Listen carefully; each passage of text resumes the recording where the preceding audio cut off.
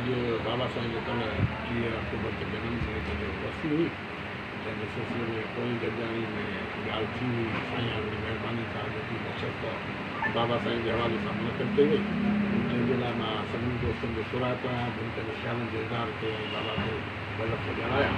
बाबा जी शख़्सियत सां हाणे 50-60 सालनि जो सफ़र आहे, अदब सां गॾोगॾु मां इहो वादो कंदो आहियां त पाण घणो की शख़्सियत हो, शाइरीअ सां गॾोगॾु हिकमत सां गॾोगॾु रांदियुनि जी जेकॾहिं ॻाल्हि कंदासीं त रांदि वॉलीबॉल में बाबा उहो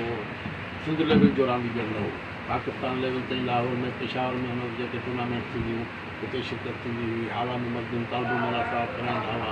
दादूअ में वॉलीबॉल क्लब हूंदो हो, हुते सिंध लेवल जी टूर्नामेंट थींदी हुयूं, या हिते हुसैनाबाद हैदराबाद में अञा ताईं शूटिंग वॉलीबॉल टूर्नामेंट थिए थी, दुरानी साहब वारा कराइनि था। इन्हनि सभिनी में हुनजी शिरकत रहंदी ऐं पाकिस्तान जा सुठा वॉलीबॉल वठी ऐं उन सां गॾु हिकमत बि मां सम्झां थो त अॼुकल्ह जेके टीम असांखे नज़र अचनि था त उनमें आहे या न आहे, जेको हकीम मरीज़ जे मर्ज़ खे सुञाणे उनजो जाइ ते या मर्ज़ ते वञी हथु रखे था त काफ़ी इन हवाले सां वाक़ियात बि आहिनि, मामलात बि आहिनि, हवाले सां लिखंदासीं या ॾींदासीं। अॼु सभिनी दोस्तनि जो थोरो मञींदे मां बाबा साईं जी हिकिड़ी नात कोशिशि कंदुसि त तरंगनि में पढ़ां, तरंग में आहे त पर मेरी गुरू जे में हासिल थी।